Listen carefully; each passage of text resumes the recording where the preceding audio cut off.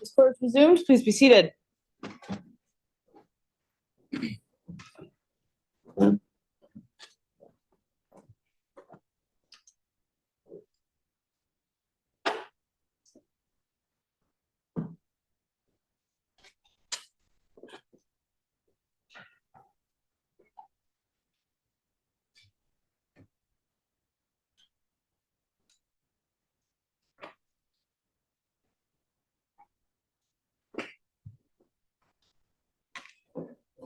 Whenever you're ready, thank you.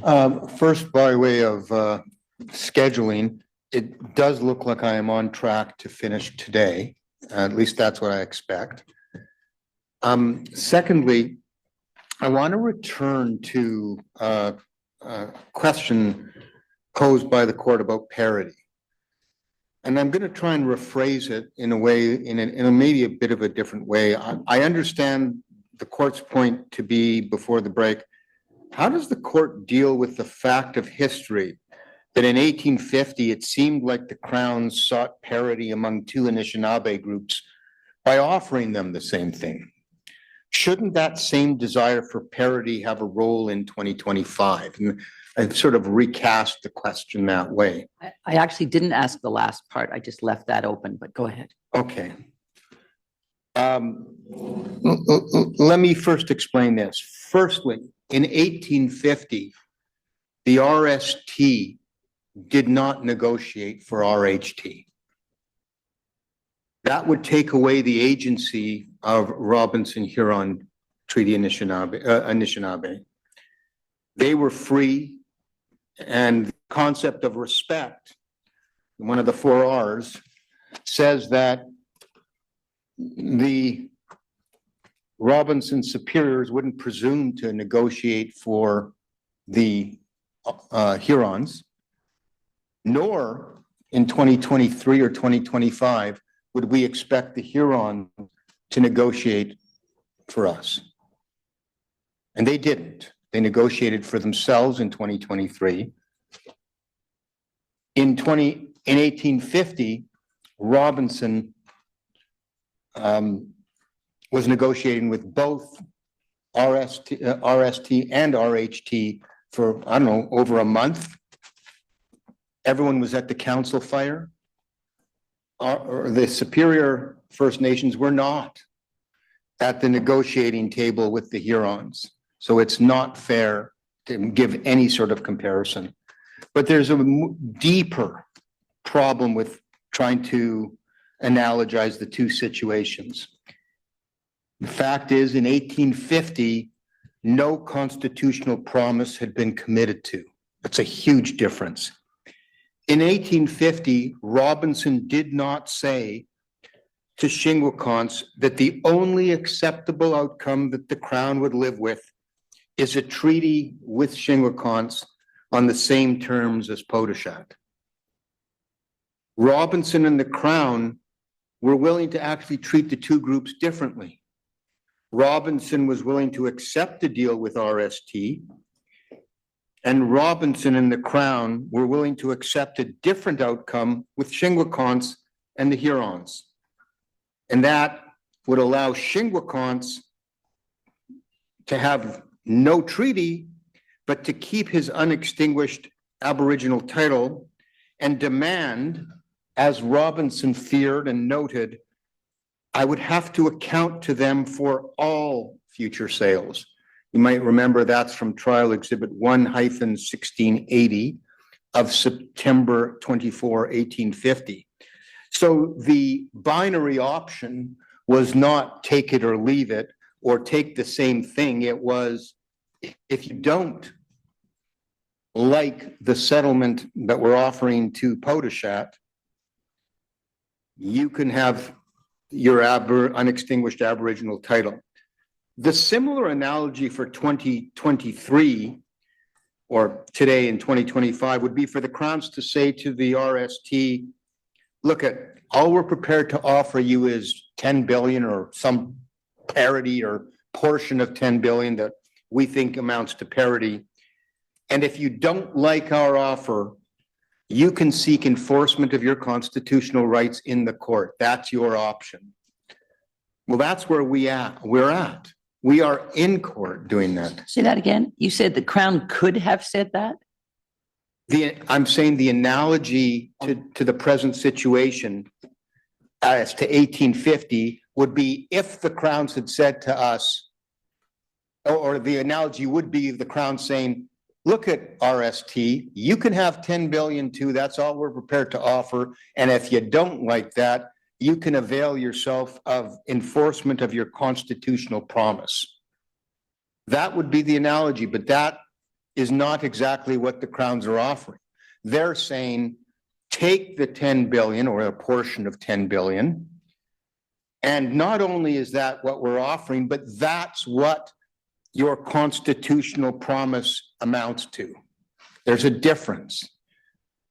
And so even if the landscape had never changed between 2023 and 2025, which it did, it remains the case that fulfillment of the constitutional promise and payment for the harms caused by the breach to the Robinson Superior Anishinaabe is completely independent of a settlement number arrived at by the Hurons.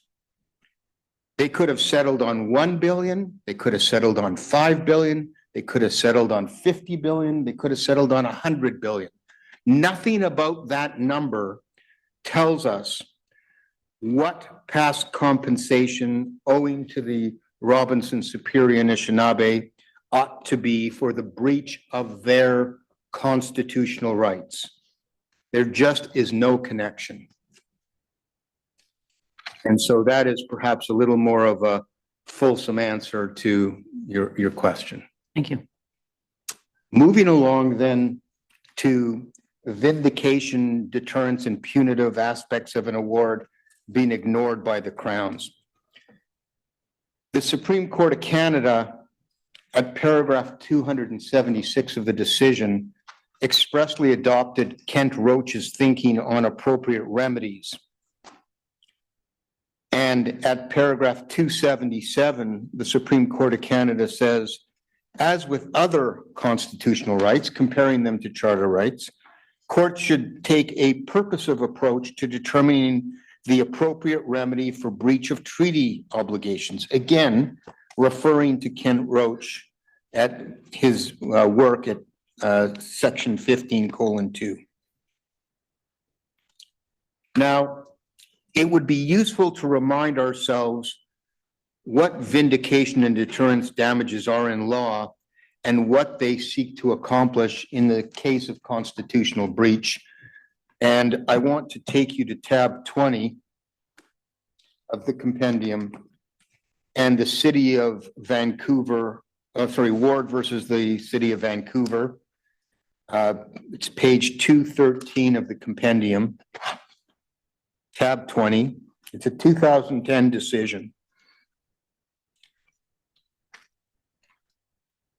And this Ward case remains really the best case that I could find on explaining the elements of these types of what vindication and deterrence damages are in respect of constitutional breach. So at paragraph 4, Justice McLaughlin writes, I conclude that damages may be awarded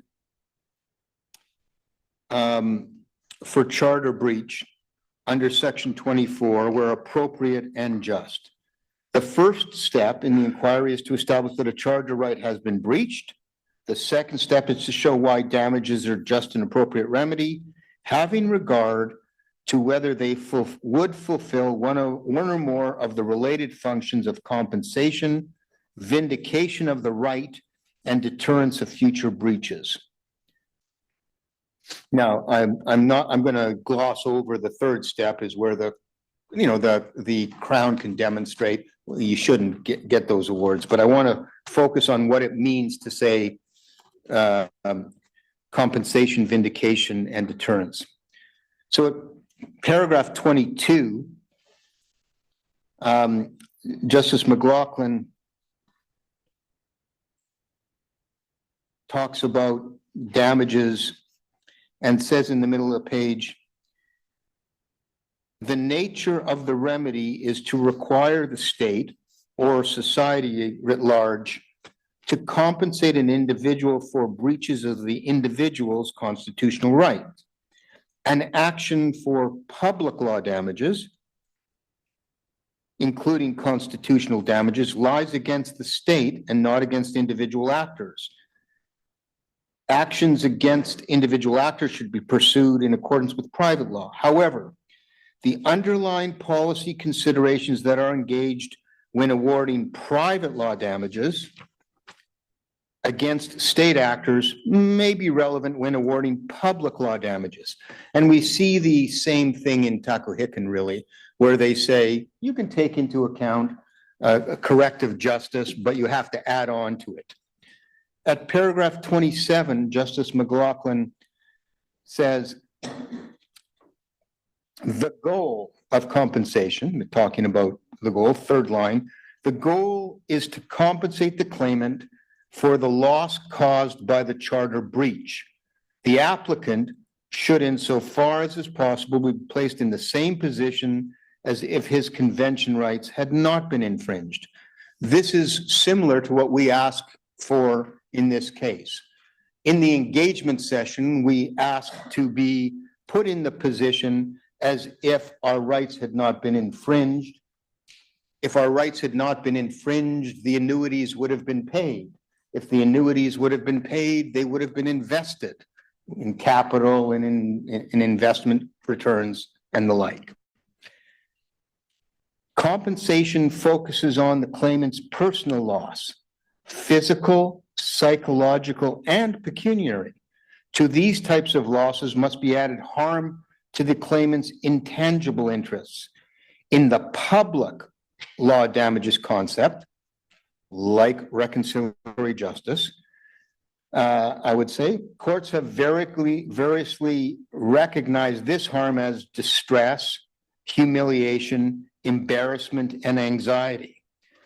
So these things in public law, distress, humiliation, embarrassment, and anxiety, are very much alive and very much compensable in the constitutional context. At paragraph 28, Chief Justice McLaughlin goes on to say, vindication in the sense of affirming constitutional values has been recognized as a valid object of damages in many jurisdictions. And she says, the next sentence, vindication focuses on the harm the infringement causes society. As Didcot J observed in Fose or Fosse, I'm not sure how you would spell it, it's F-O-S-E, violations of constitutionally protected rights harm not only their particular victims, but society as a whole. This is because they impair public confidence and diminish public faith in the efficacy of the constitutional protection. And she continues towards the last sentence. While one may speak of vindication as underlying the seriousness of the harm done to the claimant, vindication as an object of constitutional damages focus on the harm the charter breach causes to the state and to society. 29, speaking of deterrence. Finally, deterrence of future breaches of the right have also been widely recognized as a valid object of public law. After the citations in the middle of the page, deterrence, like vindication, has societal purpose. Deterrence seeks to regulate government behavior generally in order to achieve compliance with the Constitution.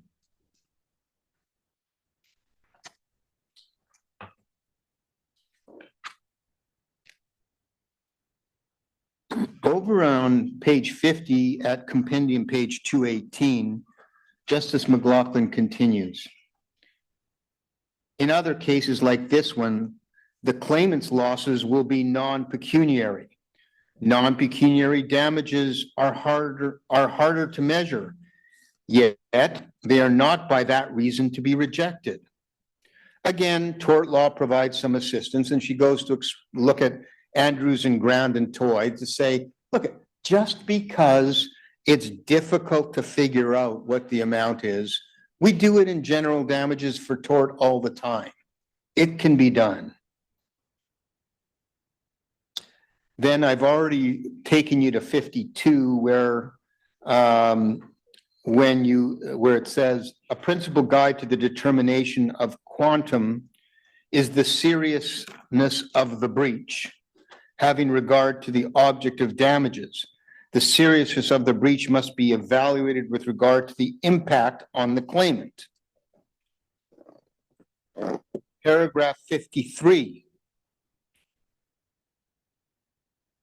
Just as private law damages must be fair to both the plaintiff and defendant, so Section 24 damages must be fair or appropriate and just to both the claimant and the state. And we would concede the same would be true with reconciliatory justice payments. Here's my question. Yeah. At the Supreme Court of Canada, for whatever reason, the Supreme Court seemed to say that action for damages that you've got going on that has a stage 3 outstanding, we just want the Crown to exercise, we're going to order the Crown to exercise their discretion. And that stage 3 that was looking, I would say, at damages, that's put in abeyance, or the stay is not lifted on that. So is the Supreme Court directing that the only thing that the Crowns were to consider was some calculation for unpaid annuities? Oh, there's first a premise I need to I'm looking for help. The Supreme Court of Canada did not maintain any part of a stay of stage 3. Stage 3 is not stayed. Stage 3 is commencing, has commenced, has recommenced, and there is no stay in place any longer. It is incorrect. I misspoke, but Oh, okay. We have to remember what the Supreme Court of Canada said about the task of this court. It's not that the court would not be able to issue a coercive remedy. It's that the Crown needs to be given space to make a decision. Then that decision will be the subject of review. And as part of that review for constitutional compliance, the court, the arbiter of constitutional compliance, can decide if the decision passes constitutional muster. But the Supreme Court of Canada was very much alive to the fact that if you decide in your judicial discretion, applying the law and the relevant facts to the determination of constitutional compliance, if you decide that the decision, if you decide that either the process to get to a decision, the engagement process, or the decision itself are not constitutionally compliant, you have some options. Obviously, if you decide that it is constitutionally compliant, that's the end of it. But if you say that it's not, then you can remit it back, or you can come up with your own damage award. I would call it a compensation award, not a damage award. I don't want to be too precise in, because damages sort of connotes a certain type of monetary award. It's the court spoke of compensation and assessment. in Takuhikan, the court speaks of reconciliatory justice payments in even more lofty terms. The point is that this court, if it is not satisfied with that the decisions pass constitutional muster, this court can decide for itself what is an appropriate past compensation amount. You don't have to. I would hope you would, if you are with me on these decisions not being constitutionally compliant, but you do have the authority, as granted by the Supreme Court of Canada, to do just that. And you should not shy away from that. It's actually the responsibility of the court to actually ensure compliance with the Constitution. You would not be exceeding your bounds to set an amount if you have enough evidence to come up with something that is akin, that the court is satisfied is within the range of reconciliatory justice. The court could do something like, I have decided that the range is between X and Y, go back and discuss it. But that's just an invitation for the Crown to choose the lowest end of the range at this point. Court might as well just specify a range that the court thinks is honorable, pick from the range that the court thinks is honorable and just, rather than just to send it back to the Crowns. Because what this 25-year journey has taught me is that there has not been a lot of constructive engagement among the parties. And this is one of the reasons why we're asking for a significant Vindication and Deterrence Award.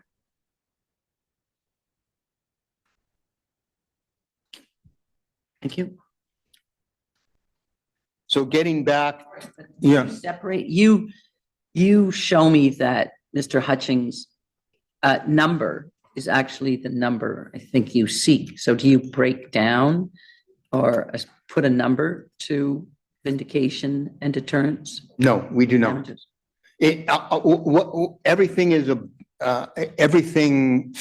no, we do not. And no, we have not, because those types of numbers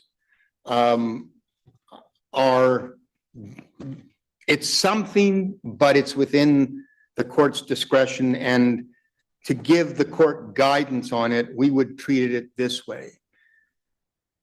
To the extent, and this is the way we dealt with it in our offer, if we get the pecuniary loss at $35.696 billion, then we're prepared, we said to the Crowns, to put Vindication and Deterrence and punitive elements aside, because it's not an exacting science. It's a range. And if the court were to say, well, the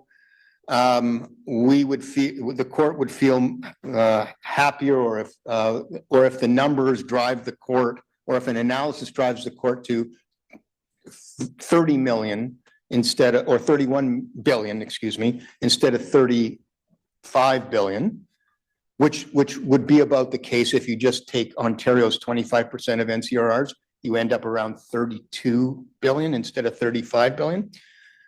If the court were to do that, we would say, well, okay, then factor in something for deterrence and vindication, something that is commensurate with the gravity and the severity of the breach.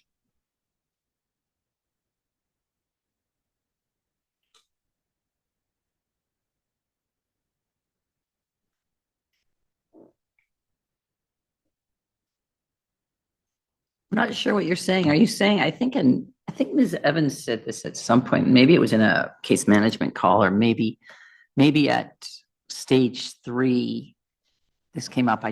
I can't remember, but I thought it was,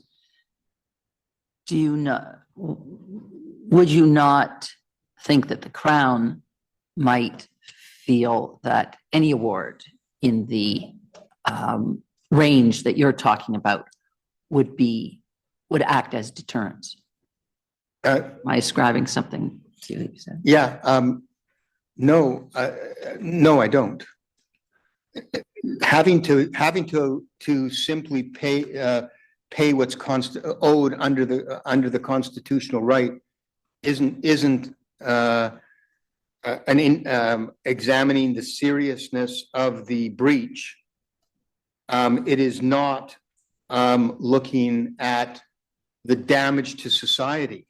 Remember that deterrence and vindication are about the harm to society, not the harm to my clients, right? So deterrence and vindication factors are on top of and seek to ensure constitutional compliance in the future.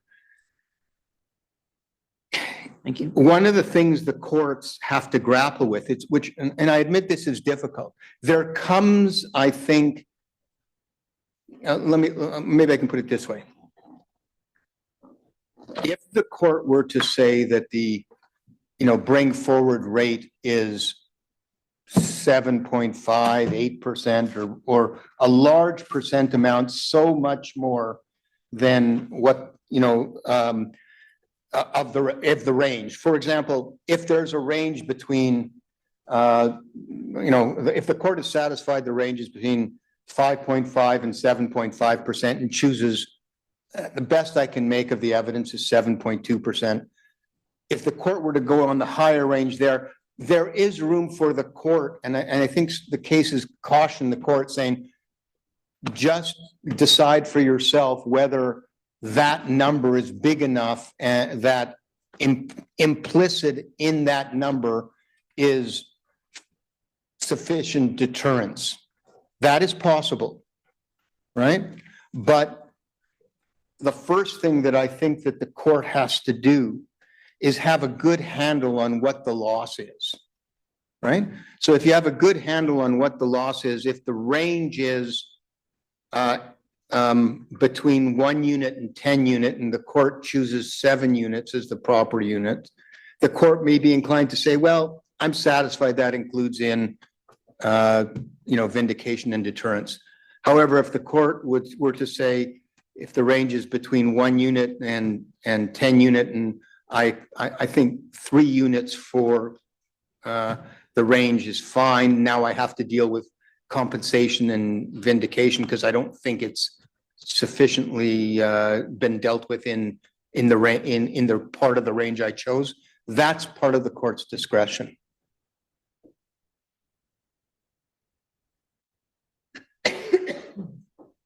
Thank you. Yeah.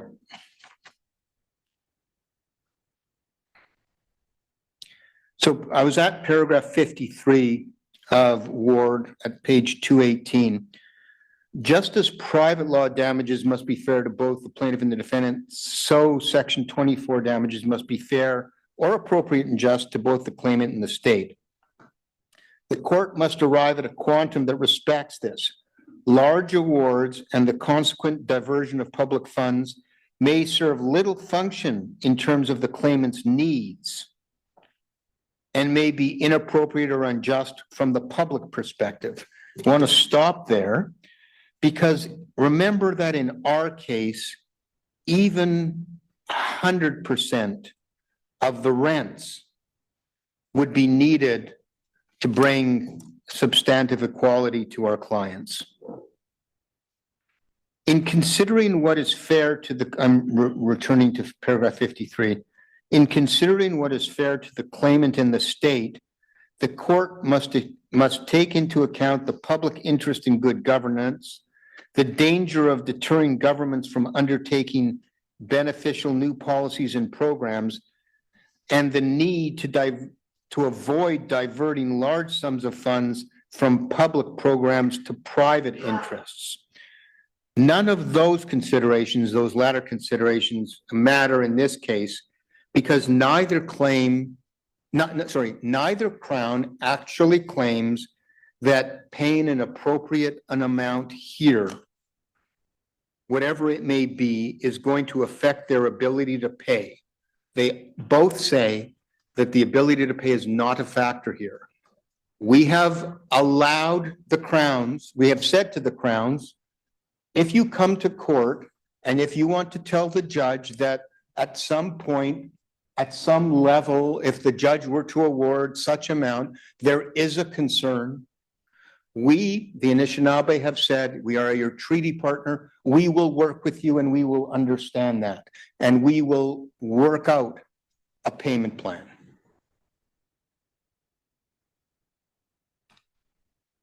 Paragraph 54. Courts in other jurisdictions where an award or damages for breach of rights is available have generally been careful to avoid unduly high damage awards. This may reflect the difficulty of assessing what is required to vindicate the right and deter future breaches, as well as the fact that it is society as a whole that is asked to compensate the claimant. Nevertheless, to be appropriate and just, an award of damages must represent a meaningful response to the seriousness of the breach and the objective of compensation, upholding charter values, and deterring future breaches. The private law measure of damages for similar wrongs will often be a useful guide. However, as Lord Nichols warns in Ramanoop at para 18, Ramanoop at para 18, this measure is no more than a guide because the violation of a constitutional right will not always be coterminous with the cause of action at law. So Ward tells us what vindication and deterrence damages are all about.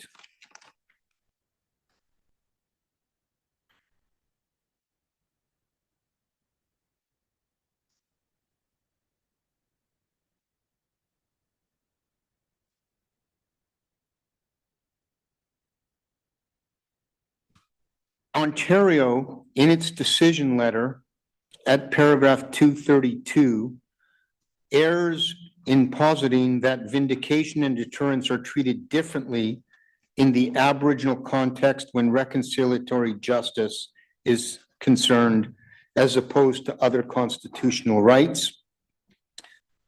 I believe this is a misstatement of the law. It misunderstands what Taku Hicken says and does not take into account what I've just read from you from the Supreme Court of Canada, equating the breaches in this case to charter breaches. Ontario says at 232 that deterrence damages have no role to play because the honor of the Crown is presumed. Respectfully, that is a pretty grievous error of law and an astounding one to make given the history of this case. If you actually break down that argument at 232, they say that the honor of the Crown is presumed. Therefore, if the honor of the Crown is presumed, then you don't need to give any deterrence because the Crown will act honorably. That makes absolutely no sense to me. Should make no sense to the court either. Now, Ontario compounds their error at paragraph 233 when Ontario dismisses any role for charter type compensation because the reconciliatory justice process the court is now engaged in is not a damage calculation, and they cite paragraph 310 of the Restool decision for this.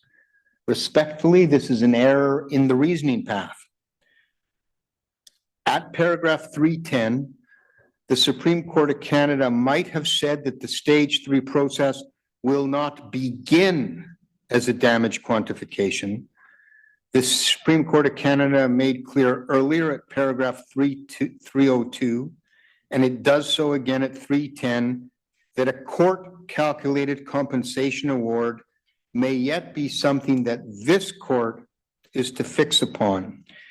And earlier at paragraphs 275 and 276, the court makes clear that the full range of remedies is available. So 275, I'm over at tab 2, page 17 of the compendium. To respect their constitutional status, uphold the honor of the Crown, and advance reconciliation, Aboriginal and treaty rights can be no less enforceable than other constitutional rights.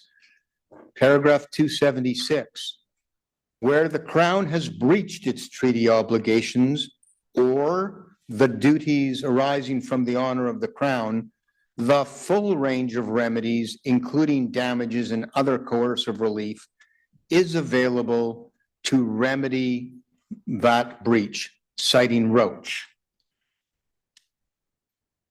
And to that, I would add what the Supreme Court of Canada said in Takuhikan, that reconciliatory justice demands flexibility and that all remedies are available. So Ontario commits error in its reasoning path. Finally, Ontario at paragraph 233 of its decision letter argue that vindication is assured because payment of compensation gives the Anishinaabe what they bargained for, the exercise of their discretion. Respectfully, this is another error in their reasoning path. This position of Ontario is an impoverished view of the treaty promise. The Anishinaabe did not bargain for the exercise of Crown discretion. They did not bargain for a process. They bargained for a share of the wealth where there was wealth to be shared. The Supreme Court of Canada at paragraphs 197, 271, and 309 all make this point. Those three paragraphs make the same point, that the promise that the honor of the Crown must fulfill is, and I'm paraphrasing, is a promise to share the wealth where there's wealth to be shared. That is the core of the promise. The discretion is part of the implementation process. And what the honor of the Crown does is assure that the bargain to share the wealth where there's wealth to be shared will be implemented diligently and purposefully in a manner that seeks to fulfill the purpose behind the promise. Those principles come from MMF. They are repeated numerous times by the Supreme Court of Canada, and I believe in this very case. Canada, at page 17 of its decision letter, I think argues to a similar effect that it is true that the payment they are making is, if it is true that the payment they are making is an honorable one, then they presume the honor would be restored, balance would be restored, the nation-to-nation relationship would be restored, such that the parties are on a path to reconciliation, and hence there's no role for vindication and deterrence.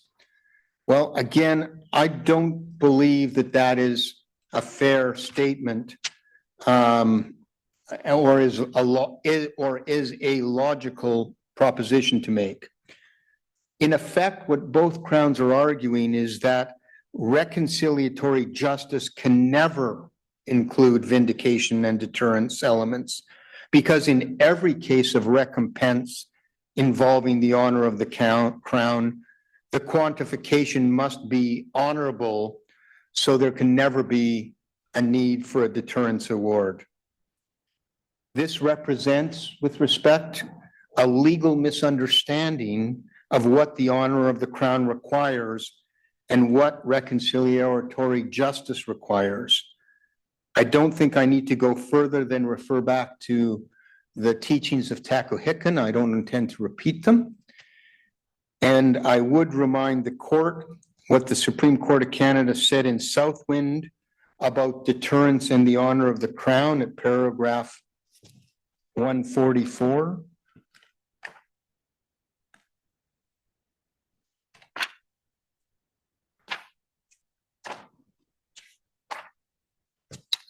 Page 106 of the compendium.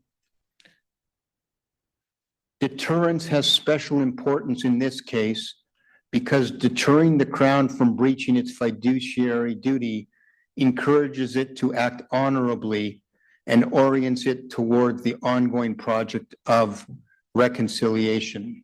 I'm just looking for that tab. Yeah, it's tab 9, page 106, paragraph 144. Yes, it's in the context of fiduciary duty, but it links it all to honor of Crown and reconciliation, the very same things that reconciliatory justice is aimed towards. Deterrence has a special importance because deterring the Crown from breaching its fiduciary duty encourages it to act honorably and orients it towards the ongoing project of reconciliation. The same can be said in this case. And as the Supreme Court of Canada says at the closing words of paragraph 144, the trial judge must seriously consider whether the total award will be an effective deterrent, thus reflecting the honor of the Crown and the goal of reconciliation. Sorry, paragraph 144 is Southwind? Yes, it's Southwind, and it dovetails very nicely with Tacohican. One deals with fiduciary, the other deals with honor of the Crown and with the honor of the Crown, but both of them focus on why awards are why and how the court should arrive at awards and how it's all oriented towards and with Crown honor and reconciliation. Those two fundamental principles of constitutional import, honor of the Crown and the project of reconciliation, those must be forefront in the court's mind.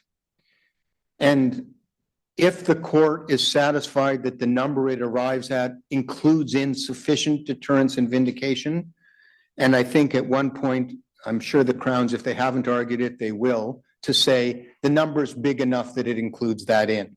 That's up for the court to decide. And my only answer to that is, it depends on the court sensitivity, where on the range between, if there's a proper range between 1 and 10, where it sits in that.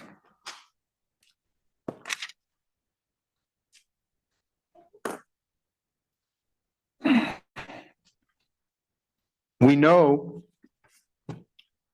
that deterrence one of the problems, I think, I can't recall which case talked about it, but there's a case that maybe it's Ward. It's difficult to know what dollar value to put on deterrence because what dollar amount will be sufficient to defer a Crown from further breach. Well, it certainly hasn't been, whatever's happened in these proceedings hasn't been enough yet. Remember, part of the engagement process we complain about is that after 2019, there's still no sharing of data of what resources have been extracted. Canada takes an estimate Ontario doesn't disclose anything. There's been no disclosure since 2019. It's already been 6 years. We're 6 years behind. So there hasn't been a stay of the need to disclose information. And yet here we are 6 years in and nothing. So do I think deterrence needs to be part of the court's ruling? Yes. Do I think Canadians, the average Canadian on the street, cares about this case? Yes. Do I think that the average Canadian, informed Canadian, wants to see right done by Aboriginal people and to see them get what was honorably promised to them in 1850? Yes. Do I think Canadians would be unhappy with their government having breached, egregiously breached constitutional rights for 175 years? Yes. What kind of measure does the Crown itself place on constitutional breach? Well, I mean, I guess we can go to how the Crowns have dealt with constitutional breach in the past when it comes to things like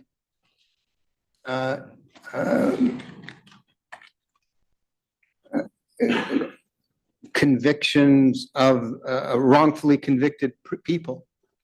When people are wrongfully convicted and sentenced to years in jail because of state misconduct, there are millions of dollars per capita paid, millions. And Canadians, we have no problem saying that is fair. Crowns have no problem paying millions of dollars to the wrongfully convicted. But as a society, why do we say that a nation sentenced to 7 generations of poverty isn't worth as much? It's probably worth more. A lifetime of poverty as opposed to 10 years in jail? I don't know. It's up to the court to decide. But do I think the Canadian public would demand more of the Crown? I do.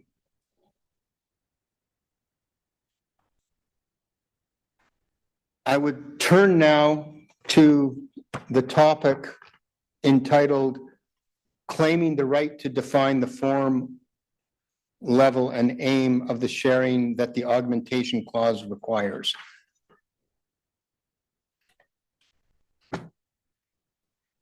The Crowns claim the right under the guise of discretion to usurp the proper role of the courts.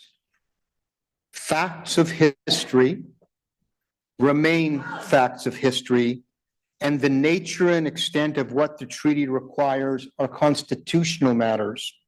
They are not matters of discretion. Now, at paragraph 180 of the Supreme Court of Canada decision, you should bring it up, Ms. Lewis. Justice Jamal reasoned that the parties in negotiations or the trial judge in stage 3, you want to talk about fact finding? The trial judge in stage 3 must determine the form, level, and aim of the sharing that the Augmentation Clause requires. Sorry, can you tell me what tab we're at? We are not at a tab. We are at paragraph 180 of the decision. I'm just following along, by the way. Most of what I'm about to say is found in my factum at page 23, paragraphs 99 and following. Thank you.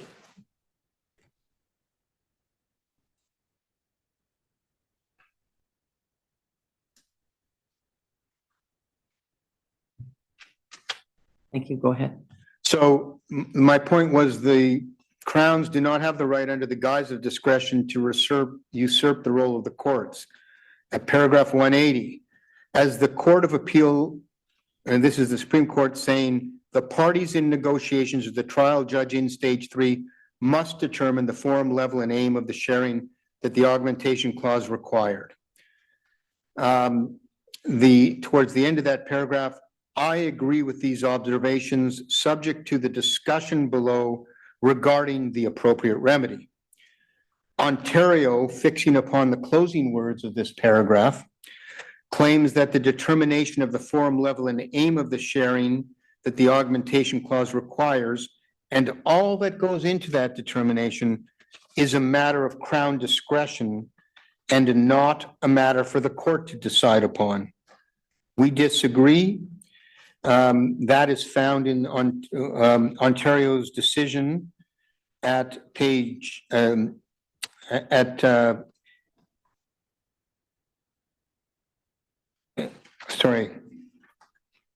record tab 2, page 360. The remedy chosen by the Supreme Court of Canada allowed for a 6-month engagement process to be followed by a discretionary decision if needed, but it does not give the Crowns the right to define the nature and extent of what the treaty means, nor the right to define what the honor of the Crown or the treaty requires of them, nor the ability under the guise of discretion to identify the form, level, and aim of the sharing that the augmentation clause requires. That is too close to the nature and scope of the treaty, which is within the purview of the courts.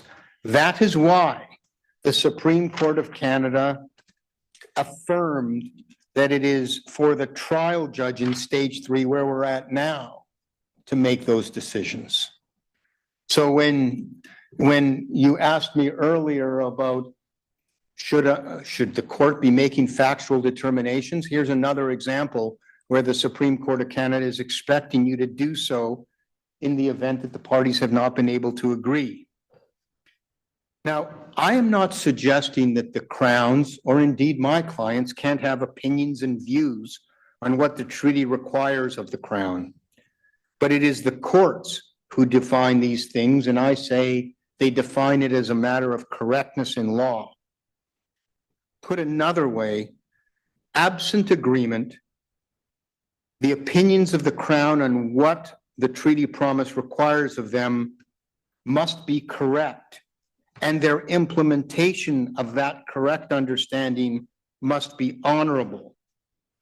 Although there's a limited degree of deference to be afforded to their determination of the implementation exercise of what is honorable, it nonetheless remains to this court to decide such things as the form, level, and aim of the sharing that the augmentation clause requires, which itself, and I'm just breaking down paragraph 180, which itself is to be led by the parties, the treaty parties' shared goals, expectations, and understandings in 1850, including the Anishinaabe principles of respect, responsibility, reciprocity, and renewal, and C, whether the manner of implementation and the amount to be quantified are liberal and just and consistent with the honor of the Crown and the principles of reconciliatory justice. Those matters are not matters of discretion, they are matters for court determination.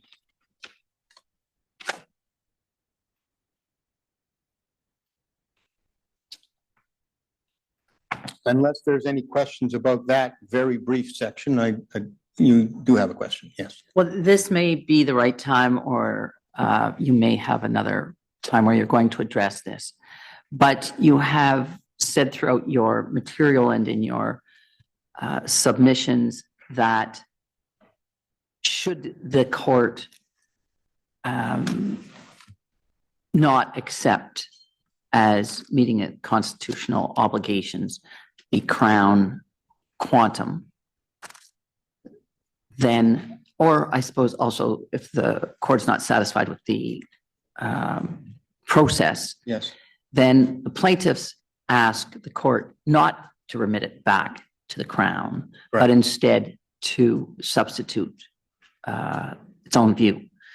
And my question is, what do you see as the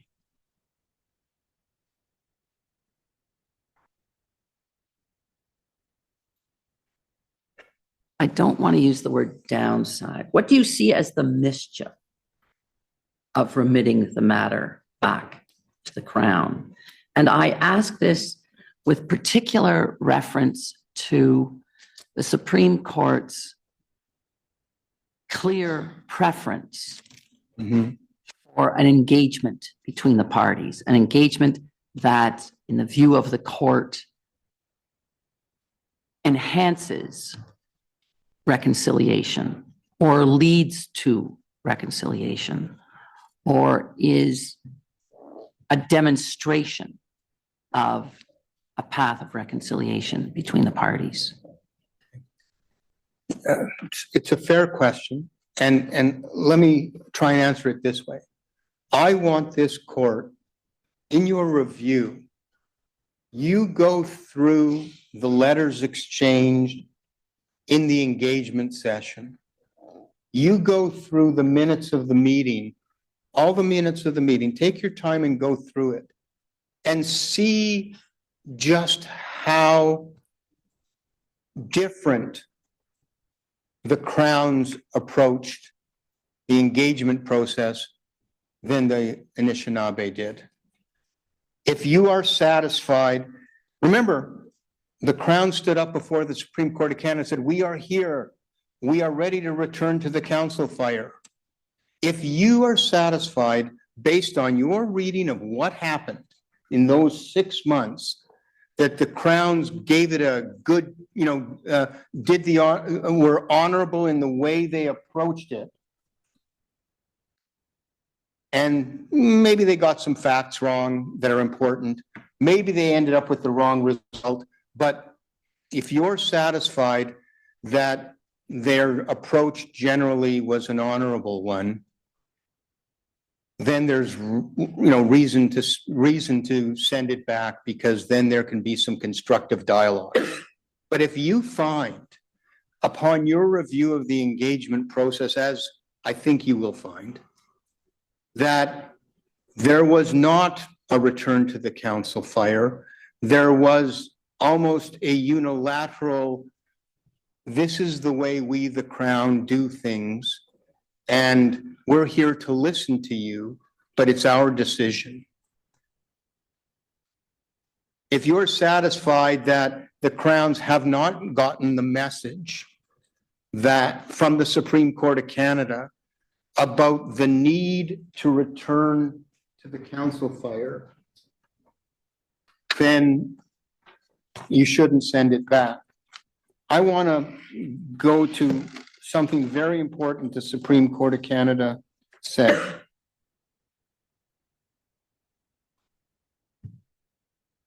Do you take that literally?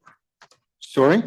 You take that literally, return to the council fire? I saw that there was a comment that there had been one attendance at a fire.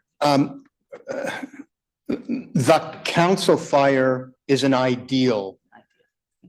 There are ceremonies attached to it, and typically it actually would happen around a council fire with ceremony.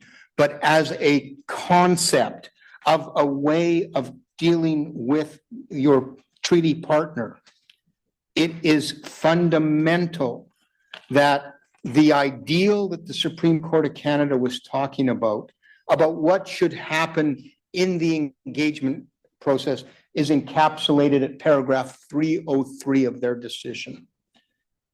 They say, after all, historic treaties represent the establishment of a relationship of trust and mutual assistance between Indigenous peoples and the Crown. But the details of that relationship must be the object of permanent negotiations in view of fleshing out the general principles governing the relations between the two peoples. That is what the Supreme Court of Canada wanted the parties to do, and that most certainly did not happen in the engagement sessions. There was not a willingness on the Crown's to flesh out the general principles. We're going to get to this. The very first thing that the Anishinaabe tried to do was to do just that, to have a framework, to flesh out the general principles, to make space for the parties to work together to solve their problems.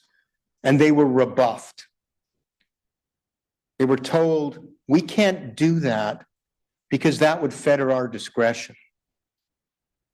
We can't enter into general principles governing our relationship because we have constitutional discretion here. And if we agree with you or put anything down in writing, that's just not possible. They've completely missed the purpose of what the Supreme Court of Canada said it was to be.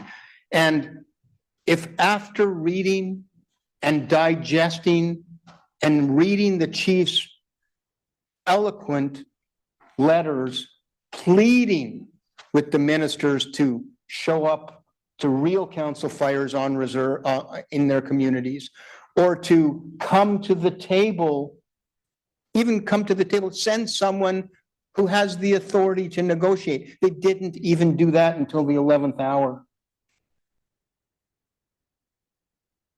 That process was not the process envisioned. But if you, after reading all of those letters, reading those minutes, are satisfied that the Crowns gave it a fair try and just got some of the facts wrong, then yes, I suppose it would be appropriate to remit it back and give the parties space to finish it off.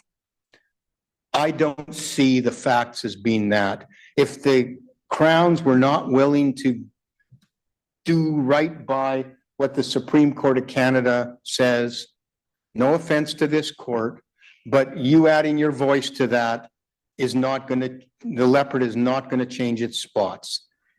And the time has come after 25 years for my clients, for the RST Anishinaabe, to get a payment, to get a just payment that is consistent with what they lost.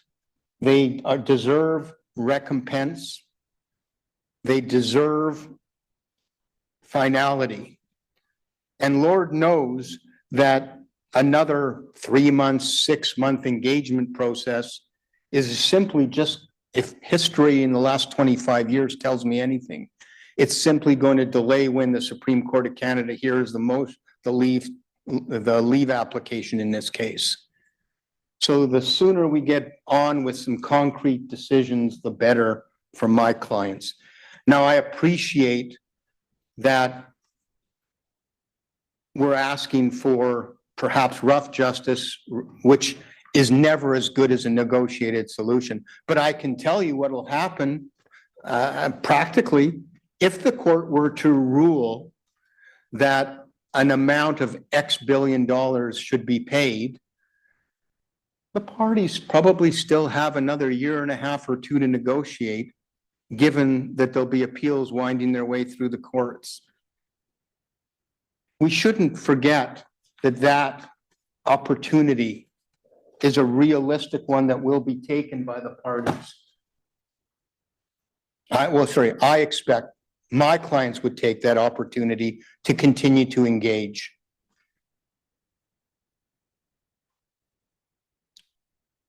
You know, one of the difficult problems with coming to a settlement amount is the Crown's position on the future.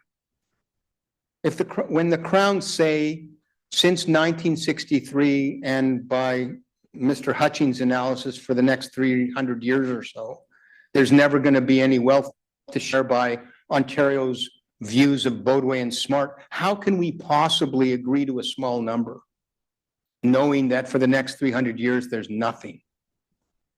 That impedes any possibility of settlement. It also suggests that if Ontario is correct, if their views on facts are correct, all the more reason for the number for the past to be large and paid over time to keep our clients on the path to reconciliation, our respective clients on the path to reconciliation, and to keep our clients with the ability to build their nations when there is no monies from Ontario's point of view coming in for the next 300 years. You know, it's not going to help my clients to tug on the rope and to ask for assistance if the response they get for 300 years is, sorry, there ain't nothing there. You earned all the money came in 1850 to 1963, and you should have asked for a larger share of that pot of money. But that's all done and gone in the past now, and we have nothing for you. So right now, RST face a very bleak prospect, or maybe I can put it this way. Right now, it's an uphill battle with the Crowns to get anything in the future, and it's now or never for my clients. And I ask that the Crown's unwillingness to consider any aspect of the future in this engagement process be considered as a mark against them, because obviously the Anishinaabe can live with lower amounts today if there's going to be amounts in the future. But with the position the Crowns are taking that there's never any going to be amounts in the future, they've got to put all their eggs in this past basket at this point, because we don't know what the future will be. Maybe it's going to be another 25 years of litigation that Miss Lewis will do. You do. When you say in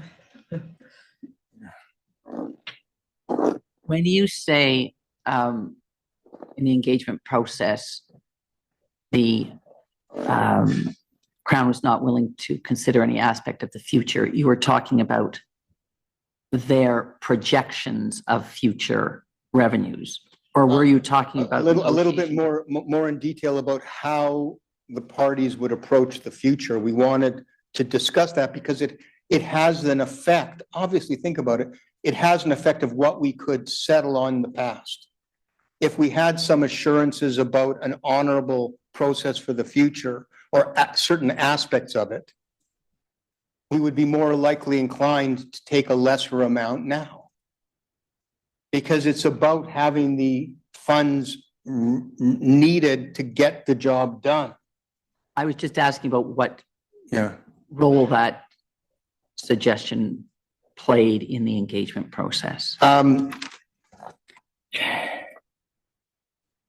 Its role was to give some assurances to the Anishinaabe that there would be a process that would be fair in the future, that they wouldn't be facing just a bald denial of there ain't nothing there. It never really got off the ground. It was nixed almost immediately by the Crowns by about October 1st, maybe after the first meeting.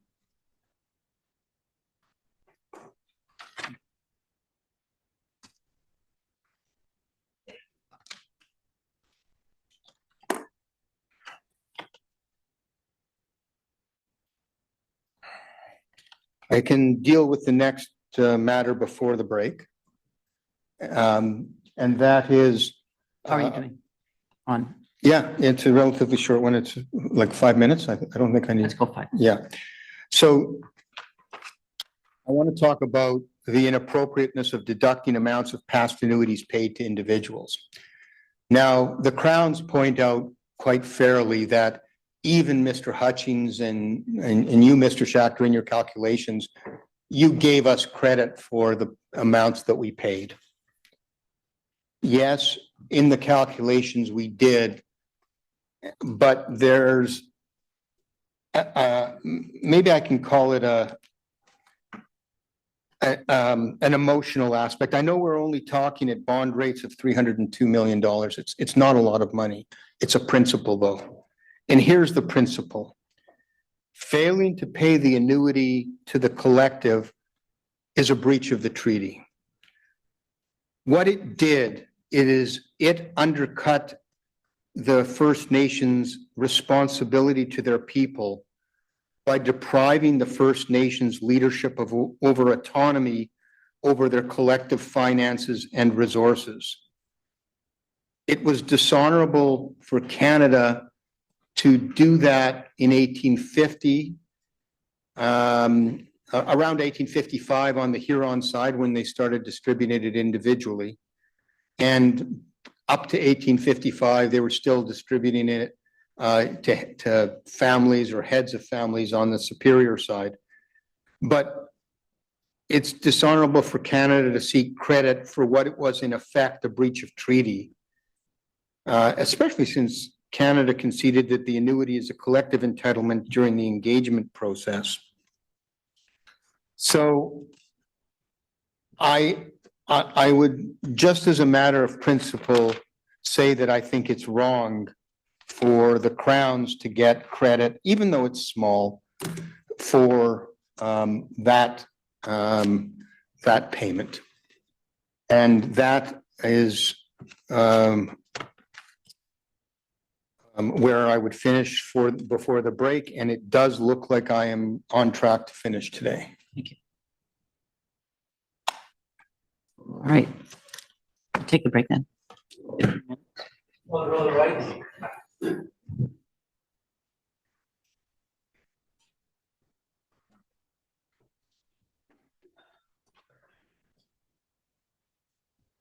Score stood down for 15 minutes.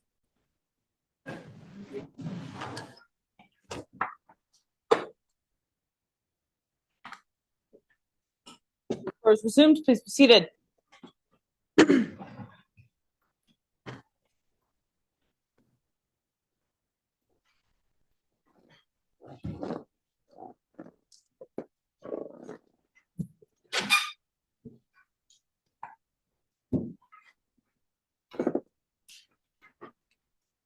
Whenever you're ready. Yesterday, the court asked the question about conflicting approaches of the two Crowns, and I think Your Honor made a good observation that I've observed as well, is that the Supreme Court of Canada doesn't talk about two Crown decisions, talks about one Crown decision, talks about a Crown decision. Now, as it would happen, the two Crown emanations, Ontario and Canada, arrived at the exact, to the penny, same determination. So in that sense, they might say, well, there is only one Crown determination. So they might say that. But the problem with that is how they got there. And how they got there, I think, and their conflicting approaches actually can tell us something about what is honorable.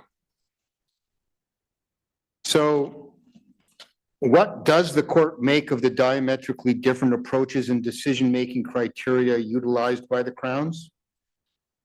I think it helps the court in knowing what the Crowns themselves think is an honorable approach. Thus, Canada's approach of accepting Hutchings' NCRRs as an honorable approach tells us Ontario's Bodway and Smart only approach is not honorable. Similarly, Ontario's approach to including indirect capture on top of NCRRs tells us that Canada's refusal to do so is dishonorable. at least measured by the Crown's yardstick, right? I'm not saying that's measured by the court's yardstick. That's by their own hand. Thirdly, Ontario's sharing approach of allocating approximately 133% of NCRRs to the Anishinaabe as the share that is just, by their own hand tells us that Canada's approach of only sharing 20% surely must be dishonorable. So the principles that they apply to themselves is them setting the bar for what they think is honorable. And if, I'm maybe repeating myself, but I want to make sure the court has my point here. If Canada, one of the Crown emanations, believes that Hutchings NCRR, the use of Hutchings NCRRs is honorable and required to do justice in this case, then Ontario can't ignore that. Well, unless you say there's a range of reasonable approaches. They don't say our approach is the only approach. That's true, but if we're trying to find out what we can learn from the different approaches, Yes. I'm simply suggesting to the court that those different approaches give some insight into the bar each would set for the other. I am not suggesting that that bar is the one I would set. I certainly don't agree with the bond rate. I certainly don't agree with Canada's what I call the false polls analysis. But at least we can learn something about what principles each Crown believes is honorable and just. Now, I have to confess that the two different approaches creates a problem in implementation. And this can be seen if you sort of just put yourself in the engagement process for a moment. The three parties go to the engagement process, and the first thing that the Anishinaabe want to do is figure out what is the process going to look like. And one Crown says it should look like A, the other Crown says it looks like B, and the Anishinaabe might say, how do we know what to do? Now, as it happens, what the facts were, both Crowns didn't say, let's use Ontario didn't say, let's use process A, and Canada said, let's use process B. Both of them said, there ain't no process. We're not going to agree to anything because that would fetter our discretion. So I see it as a problem, and maybe I can sort of demonstrate the problem by turning for a moment to the October 7th, 2024 proposed Annuity Augmentation Engagement Agreement. This is a letter from you? No, it's an actual agreement that was proposed in draft to the Crowns as part of the engagement process. It's at record page 1316. It's not in my compendium, but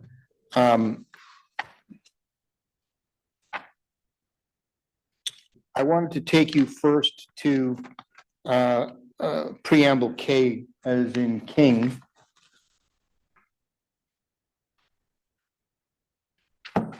The purpose of this preamble was, of this agreement, in order to acknowledge that the treaty relationship is an ongoing relationship of trust and mutual respect among the treaty partners, and one that requires the Crown to act honorably. The parties in this agreement seek to flesh out and, if possible, jointly identify how the decision-making criteria identified by the Supreme Court of Canada are to be operationalized.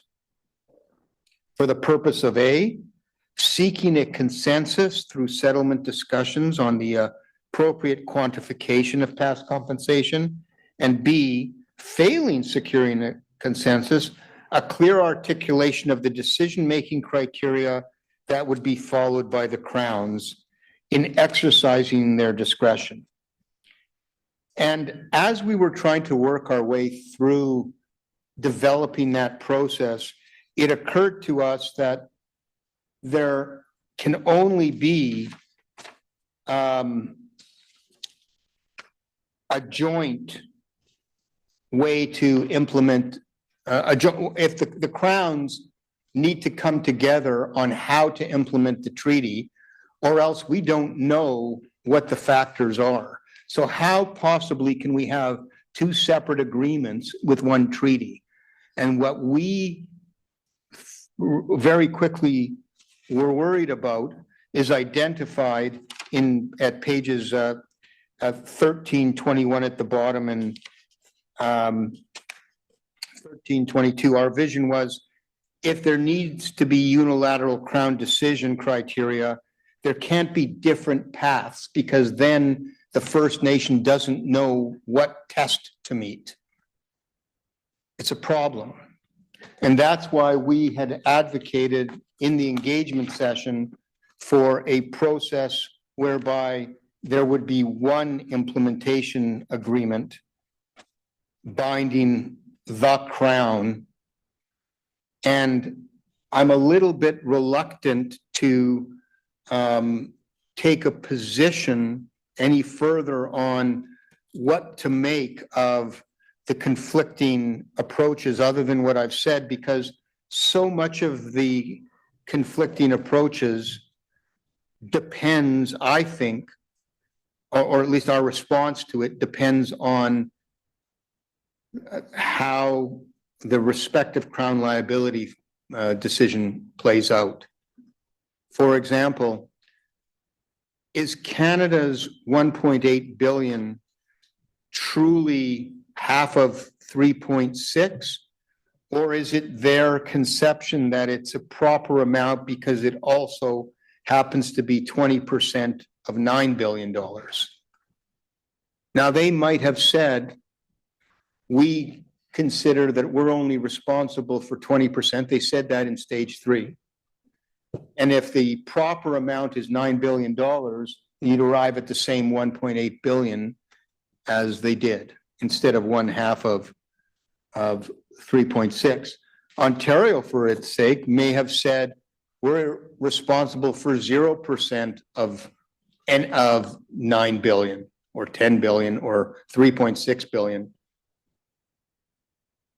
And if they're correct, then how does the court deal with their polycentric choices? Does it care about their polycentric choices? Does it care that if Ontario's got no liability to pay, what does the court make of Ontario's desire to give each Ontarian a couple $100 just after the Supreme Court of Canada decision was rendered, by way of, what was it for? Yeah, it was an expression of the government's largesse to individual Ontarians. I think everyone got, what, $300 or $400? Whatever the amount was, it was 200, okay. So $200, it still amounted to over $3 billion of spending, or $6 billion of spending, as I recall it. And that's in the record as well. We can track that down if we need to. But the point is that it creates a problem for this court to assess the honorability or to assess the polycentric choices that are made. If Ontario were to defend the payment of that $6 billion as we need to address the needs of others, and if the needs of others to get $6 billion was so important, should the court take that into account if they're not liable to pay any of it? Well, that would be a court above this one, because as I said, in this court, I must address the alternative positions. Right, yes. Well, so what I'd like to do with the conflicting approaches is really to kind of wait and see what happens with the respective Crown liability to see how that conflicting approaches plays out. Because quite frankly, you know, there's a lot of approaches that are different by the Crowns, and depending on their respective responsibilities, as between them, there might be some ability to perhaps movement. I don't know. I don't know what to say about it. It's too uncertain.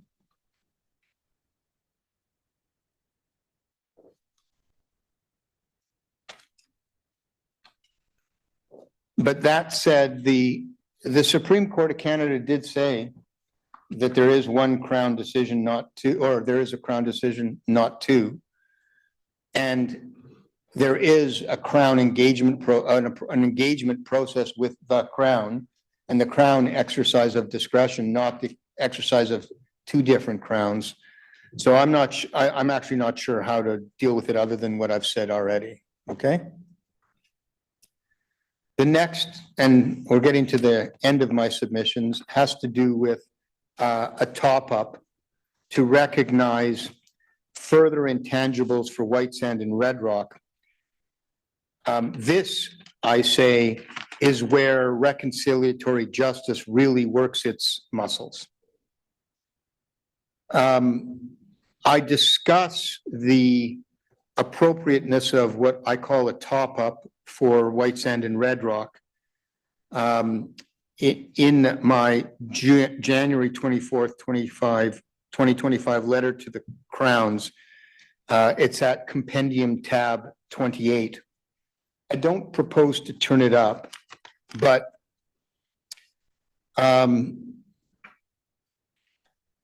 it is for the purpose of recognizing their incremental intangible losses. Canada and Ontario both make the point that within ordinary contract and tort cases in private law, litigation stress alone is not compensable. That's Canada argument at paragraph 137 and 138, and Ontario argument, paragraph 258. Now, first point I'd like to make is that the claim to what has been described as a top-up is actually not a claim to simply litigation stress. It is a claim to unique and incremental psychological and emotional harms, including stress, visited upon the good people of Whitesand and Red Rock over the years, that is unique and incremental harms and is compensable in accordance with the law where you've got a relational type agreement. And I'm going to get to that law in a moment. Both Crowns and the Supreme Court of Canada have made much of the important features of this case is the ongoing treaty relationship that must be fostered and nourished. And what of the critical findings of fact by the Supreme Court of Canada is that the breaches of egregious longstanding, that the egregious longstanding breaches were unjustified. I think the analogy to malicious prosecution cases is indeed apt, as is the analogy to charter damage cases. If compensation for such things as moral outrage, loss of self-worth, or loss of self-esteem as damages to the person can include emotional reaction to wrongful state Crown conduct, if those types of damages are properly awardable where the Crown egregiously prosecutes someone in court in violation of their charter rights, such compensation also ought to be available to Whitesand and Red Rock, where the Crown egregiously violated their treaty rights, especially considering the nature and severity of the breach. But how do you distinguish Whitesand and Red Rock? I distinguish Whitesand and Red Rock because they lived through this like the other 10 First Nations did not. And I am not lived through the litigation. I am not trying to diminish in any way the suffering of the other 10 First Nations. Okay, but when you use the categories of moral outrage, loss of self-esteem, are those linked only to the participation in litigation? Or No. to the breaches? They are linked to the breaches generally, Yes. but our position is for Whitesand and Red Rock, they are compounded because enhanced, compounded. It's something, I can't put a number to it. It's difficult. Well, I did put a number to it, but I can't put a number that I can tell you there's another court case that does this. But I'm still actually not understanding it. Okay. The harms to those who lost what they lost from the violation of the treaty promise. Yes. You say, and I think we all understand, would have been losses experienced by all members of all beneficiaries or all contingent interest beneficiaries, all members of the treaty territory. Yes, but not the first experienced to the same degree, Okay, right? so that degree of difference is attributable to what characteristic? The And degree you of say it's- difference, sorry. yes, the degree of difference is attributable to the fact that the good people of Whitesand and Red Rock had to live with this litigation, divert funds, even at reduced rates, but they still had to divert funds, spend emotional capital on directing me over 25 years to advance the case, to live with the anguish of what's going to happen in the next court case. Are we going to be struck out? In 2005, when we were alone and we were facing the case being quashed for on a motion, it was Whitesand and Red Rock that faced that anguish. It wasn't any of the other 10 First Nations. When it came to paying for any of this between 1999 and the present, it was Whitesand and Red Rock who did the paying. Admittedly, the Crowns have been ordered to pay costs and have paid some, but it is they who suffered the incremental cost to their pocketbook. And it is they who suffered what the anguish and anxiety of the litigation itself, which the other First Nations, I think, could lay claim to after 2022. But at least for 2 decades, on that score, there is some intangible something else that the good people of Whitesand and Red Rock had to endure. And God only knows, having to see me up in the community every 6 months or 3 months is a punishment enough. Secondly, we're not dealing with the stress of litigation in the private law context. The most recent articulation of reconciliatory justice and the flexibility of remedies it makes available in any event is new law that has overtaken any prohibition on what kind of remedy is appropriate to uphold the honor of the Crown. And I just would refer back to Takuhikan at paragraph 203.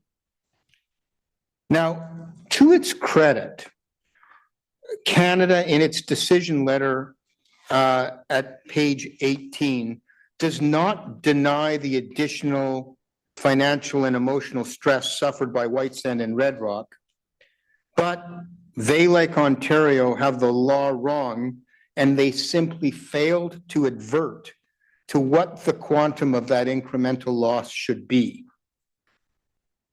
It is neither correct nor reasonable for the Crowns to explain, as Canada's minister does at page 18 of the decision letter, that the other 10 First Nations should be called upon to use their compensation dollars to pay for the harms caused by the Crown. I believe that to be an unjust, unfair, and dishonorable response. If there is incremental loss for Whitesand and Red Rock to pay, the last place it should come from is the pockets of the other 10 First Nations. Now, the other 10 First Nations say, you know what, Whitesand and Red Rock, we recognize your harms, but we don't think it should come from our pockets. And Whitesand and Red Rock agree with that. Whitesand and Red Rock can't deprive the other 10 First Nations. It's not for them to pay Whitesand and Red Rock. It's for the Crowns to do so. And yet, this court may ask, how, Mr. Schachter, could the court hope to quantify such an intangible loss? Well, Justice Cote, although the minority in Takuhikan, reminds us at paragraph 321 that recovery of loss is not denied because of the difficulty in knowing with certainty what the loss is. As for some general guidelines, the plaintiffs offered up a number of considerations in our letter of January 24th. That's at compendium tab 28. But what I wanted to do is I wanted to focus in on summarizing the elements that are found in the malicious prosecution cases. Simply not, and by the way, it's not because I suggest that the malicious prosecution cases are binding, but simply they give some insight into the monetary value that anxiety and stress that is caused by wrongful state conduct can have in other contexts. So the first case I'd like to turn up is the case of Samaroo versus Canada, SAMAROO versus Canada. It's a 2018 British Columbia Supreme Court case. It's a tab 23 of my material, of my compendium, excuse me. And the reason why I chose this case, because I thought it gave a good explanation of some of the law behind malicious prosecution. And the judge starts at paragraph 1 saying, and this is at compendium 255, this is a case of alleged malicious prosecution. It had to do, by the way, with the Canada Revenue Agency allowing, charging a fellow when they knew it was wrong to charge him for offenses. And at paragraph 289, the court says, as I have found the CRA initiated a prosecution when it was wrongful to do so, their Section 7 charter rights have been breached. And at paragraph 304, under the heading general and aggravated damages, the court says this: in Pearson, referred to by the defendants above, the court assessed damages on award for malicious prosecution of a police officer. The officer sought damages for emotional shock and distress, damages to his dignity, reputation, and emotional injury, and for the risk of imprisonment because of the false accusations. The court thus considered the general damages in the context of a malicious prosecution claim. And three heads are damages to a person's good name, fame, credit, and esteem. B, damages to the person which include an emotional reaction to the prosecution and the risks attendant thereto. That particular one resonates in this case. And damages to property, which generally refers to financial loss due to mounting a defense or loss of earnings. And here we would include in the cost of mounting a defense, the cost of prosecuting this case. So is the top up is separate from the counsel fee, It's both. You can come at it both ways. either or? Yeah. I think it's more, actually, I think the proper place is actually to deal with it as part of a top-up. That conceptually makes more sense to me, but the Crowns wanted to deal with it as part of a cost separately. Right? I'm prepared to deal with it just as part of the top-up. But the Crowns didn't agree to pay a top-up. They did agree to pay reasonable costs. So that's why I'm dealing with it under either. Continuing on at paragraph 305. Excuse me. Paragraph 305 and at item number 29 on page 261, they were quoting from another case. The appropriate quantum for general damages must be determined on its own merits by taking into account the particular facts of each case. And the court goes on to consider a number of other cases.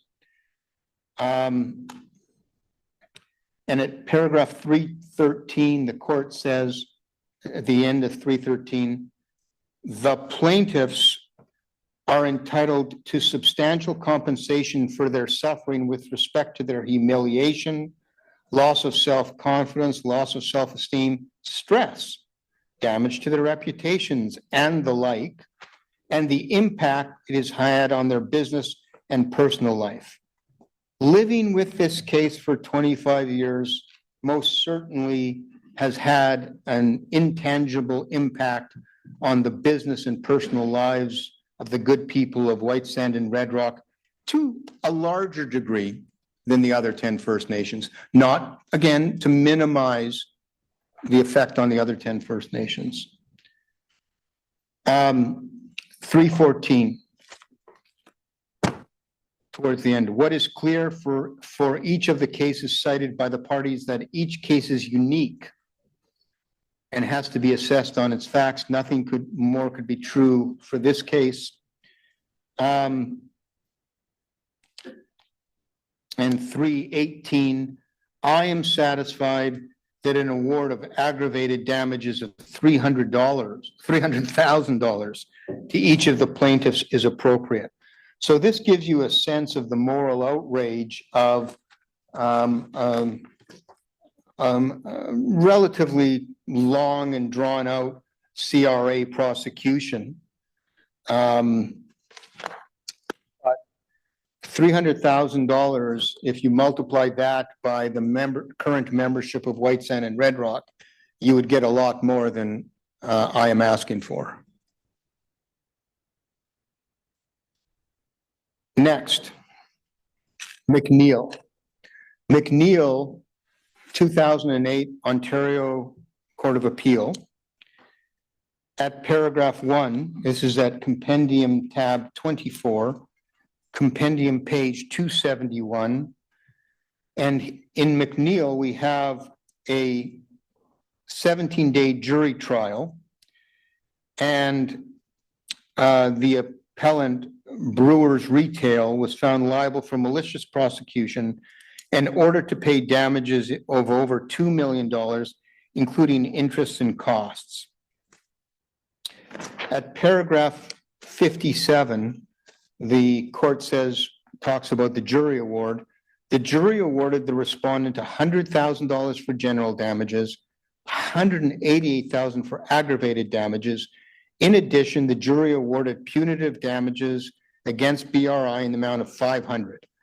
Other aspects of the award included pecuniary damages in the amount of $240 for future loss of income and special damages of $308,000 for past loss of income and legal fee expenses. Paragraph 64. We would not give effect to the appeal, the BRI submissions. The aggravated and punitive damages awarded by the jury reflect the jury's sense of outrage at the conduct and the enormity of the harm it concluded McNeil had suffered. And at paragraph 65, towards the end, there's a litany of things that McNeil suffered, and they were forced to endure the anguish, stress, and uncertainty of a 13-year ordeal. Now, this was a 25-year ordeal, and my clients were forced to endure the anguish, stress, and uncertainty of it, and continue, I might say, to suffer from it. Turning to the Ferraria case, which is the case that has the least personal negative effects on the plaintiff. That's what I'd call a minor case. At paragraph 67, I've got my notes say.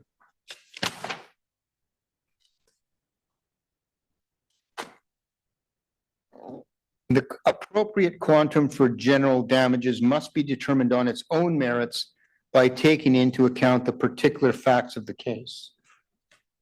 And at paragraph 72, when the court makes a decision about really what did this person really suffer.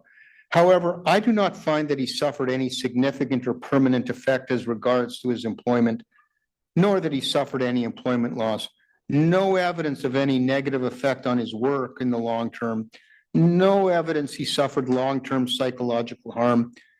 Given that only his immediate family and immediate supervisor knew about the charges, I do not find that he will suffer any significant ongoing injury to his reputation or dignity as a result of the private information charges laid against him. This was a case of two neighbors fighting over where a fence is. If the knowledge of the private prosecutions was not widespread, I do not find that he suffered damages to his good name, fame, and credit. As regards damages for emotional reaction to the prosecution, I am of the view, based on my analysis of paragraphs 61 and 62, which detail the stress that they were put under, and 61 says, evidence of Mr. Ferrio established that he became anxious, stressed, and unable to concentrate at work, that kind of thing. I am of the view, based on the analysis, that there was an emotional impact on Mr. Ferrio as a result of the prosecution. And at paragraph 74, I award general damages in the amount of $40,000 to Mr. Ferreira. Further, I award the amount of legal fees which Mr. Ferreira include to defend the charges laid against him in the amount of $4,712, roughly 10% of the award were the legal fees. In any event, what this tells us is there is some guidance about, in public law cases, being creative and coming up with something to quantify the intangible. When the state prosecutorial powers are used in a way that infringes charter rights, on a per capita basis, $40,000 that was an individual, not even the state. But $40,000 for minor inconvenience, if I can call it that, in Ferraria. I would suggest that that is kind of similar to what the good people of Whitesand and Red Rock each suffered. Now, or they suffered probably more. And if 40,000 plus all legal costs is an appropriate benchmark, and you consider Canada's population data, you get to a pretty big number pretty quick. And as I've said before, another comparator might be those wrongfully convicted. And the people of Whitesand and Red Rock had to divert monies that could have been used for parks or schools or programs or even a bench outside of the band office for people to rest, or a play structure for their children. They had to divert that money and expend their attention and energy on this court case. So we proposed 4% up to 400 million as a very real, but in this case, given the magnitude of what we're talking about, a modest amount, especially when it's when you consider the gravity of the harm. The good people of Whitesand and Red Rock deserve to be recognized in some incremental fashion. And most importantly, the other 10 First Nations should not be called upon to pay it. That's what I have to say about some sort of recognition for Whitesand and Red Rock. As a decision under review, the Crown's legal position that there is no legal basis for this is just wrong. They didn't turn their minds to it. Their decision has to be wrong on this. When you distinguish Whitesand and Red Rock from the other nations, Yes. do you do it on any, or maybe you can tell me again, the basis other than diverting funds, band funds to fees? Yes. As a distinguishing. Yes, it's diverting band funds to pay fees. It's having to enter into an agreement to pay me a counsel fee, right? It's having to endure the anguish and anxiety of the unreasonable positions the Crowns have taken since 1999, anguish that was not shared by the other 10, at least not until 2022. They have, all the other 10 First Nations, together with Whitesand and Red Rock, may have suffered the years of poverty, but that poverty was only compounded for Whitesand and Red Rock. And that's my point. And I cannot give an exacting number, but thankfully, as Justice Cote says in Takuhikan, we don't have to be so exacting when we're talking about reconciliatory justice. We know it's something, and we got to do the best we can.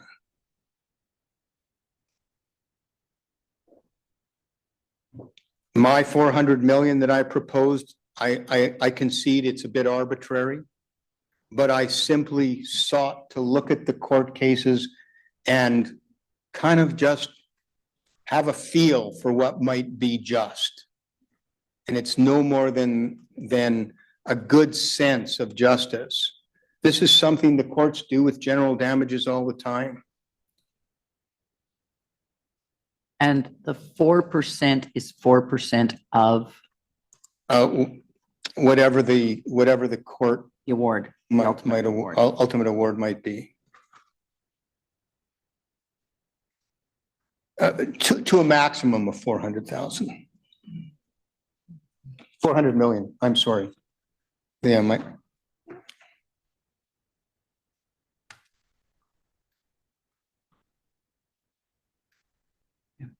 the one of the last items I want to talk about is costs. I think I dealt with that in my reply factum.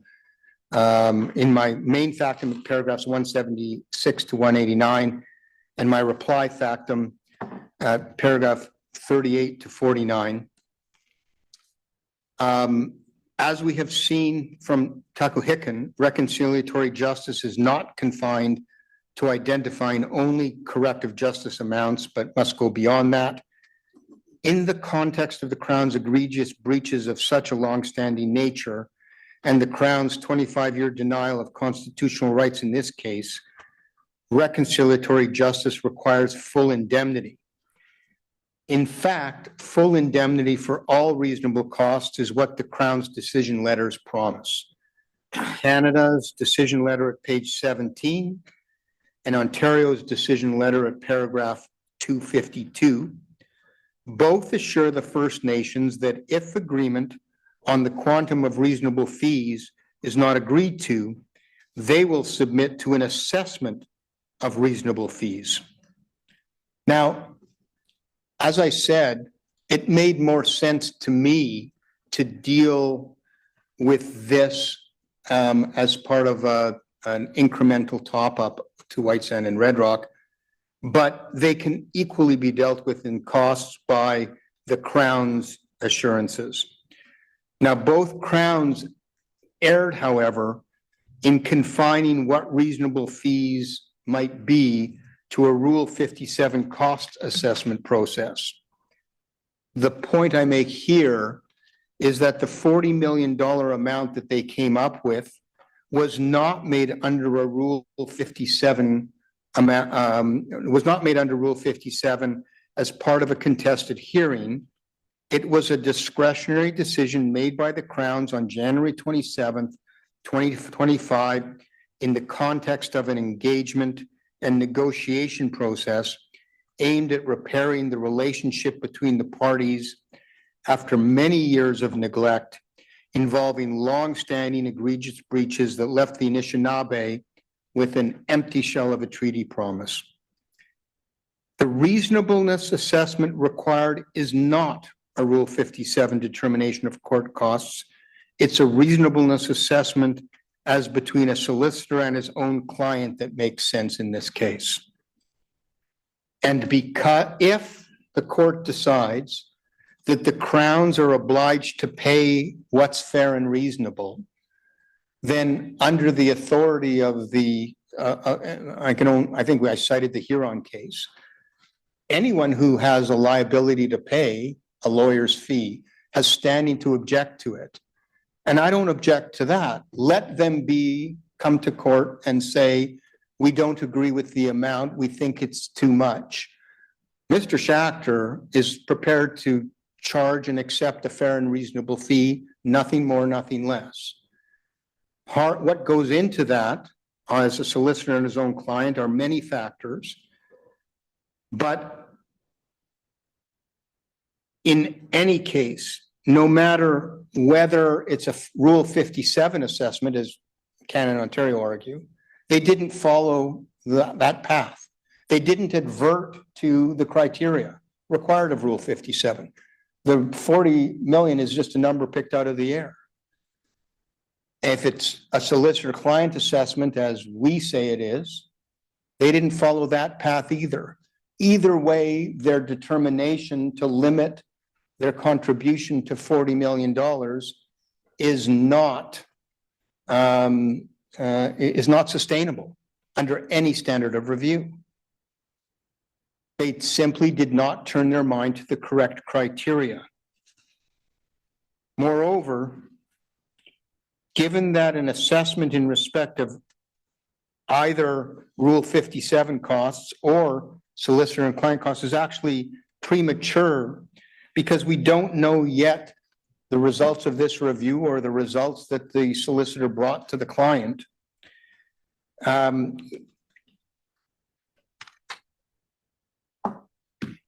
We have to wait until what we have called stage B.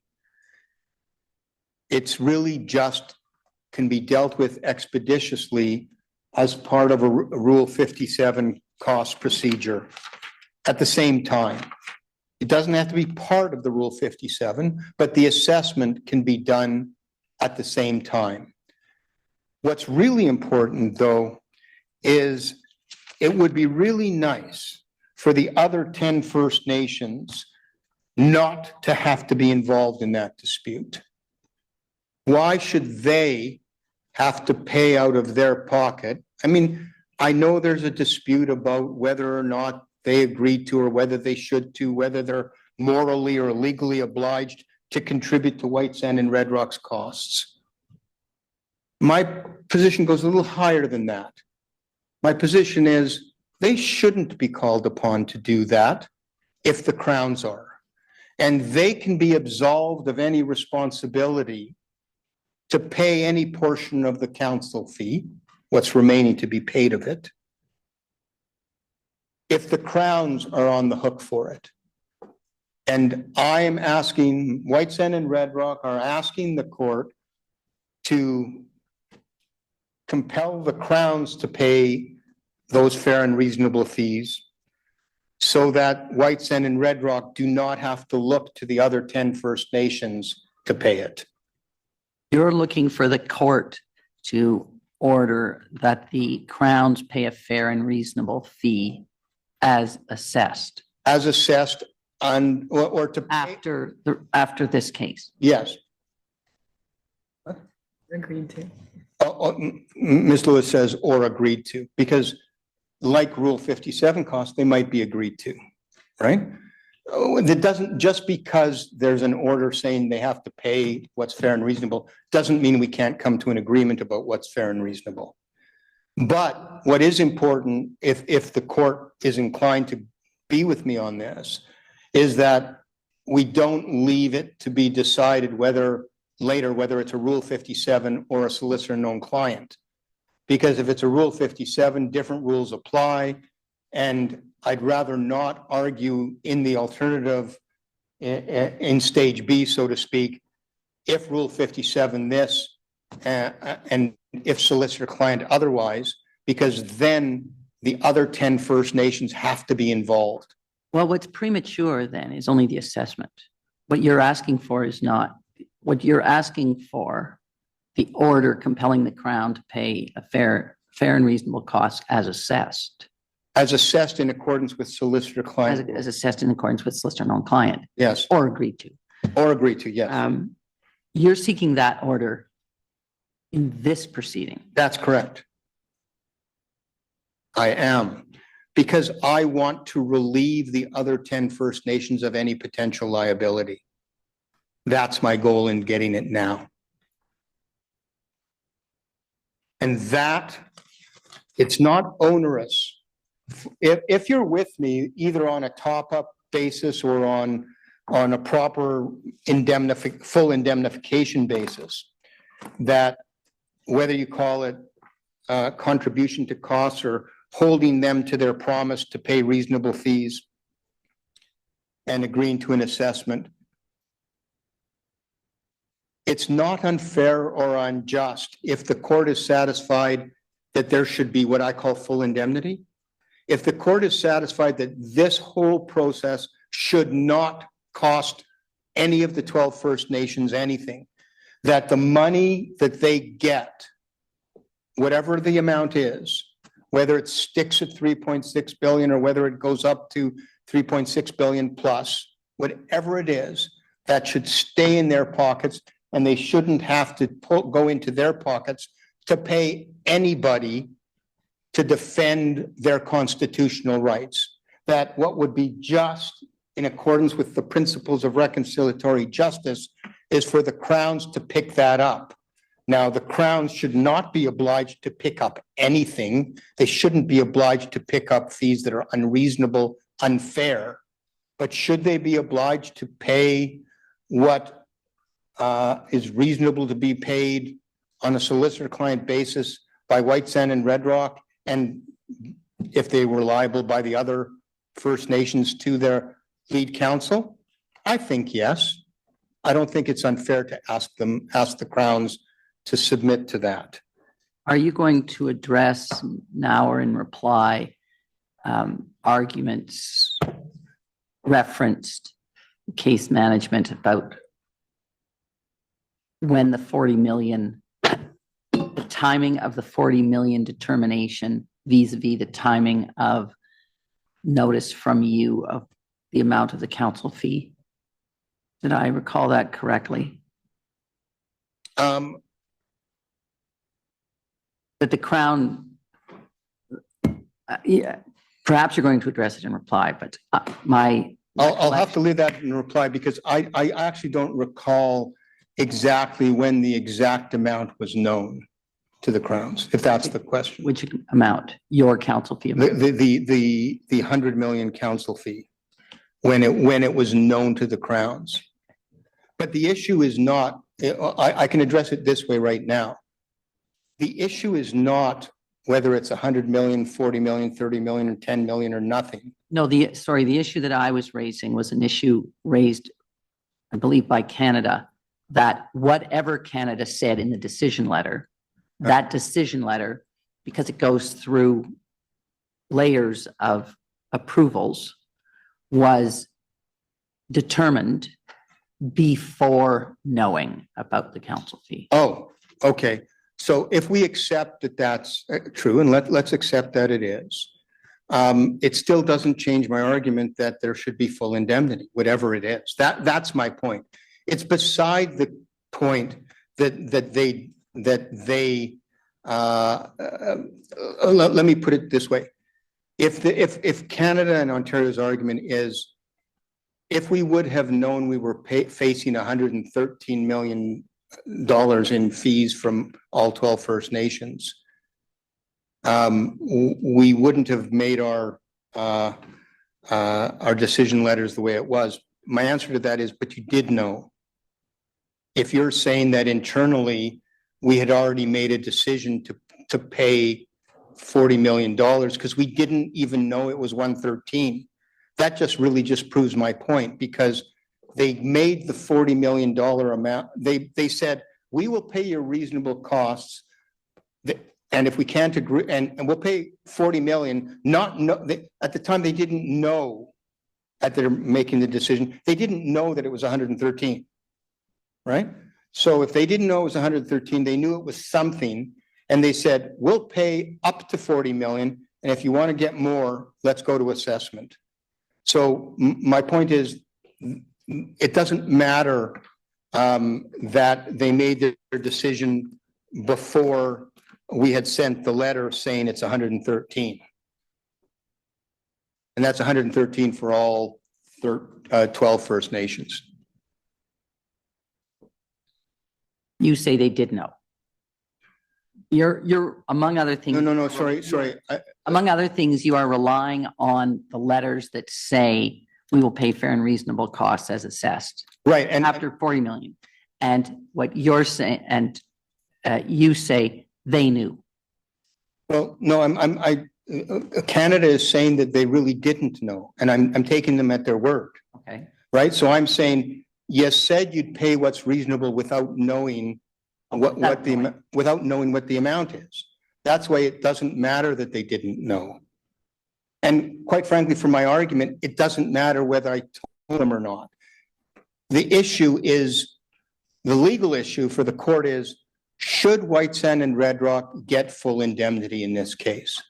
And I say, given the nature and severity of the breach, factor one, given reconciliatory justice, it would be right to compel the Crowns to pay what Whitesand and Red Rock, and perhaps some of the other First Nations, if they're liable, to pay lawyers.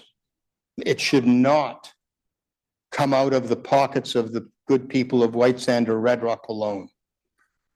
It should be paid by the Crowns, plain and simple. And it doesn't matter whether Canada knew or didn't know of the amount being claimed.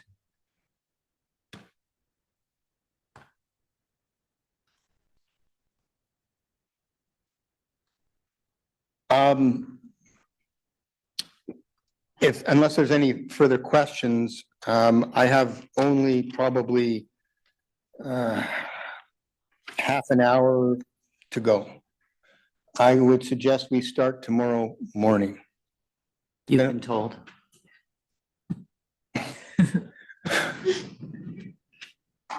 I'm content with that. Mr. Bass, I think you're, We're content with that as well. I just wanted to address the court on a brief matter, which is that the morning ceremony tomorrow will start at 8 o'clock again in the same place. thank you very much. So we should expect tomorrow then, Mr. Schachter will finish up and I'll hear from Mr. Bass then. Thank you all. Till tomorrow at 10.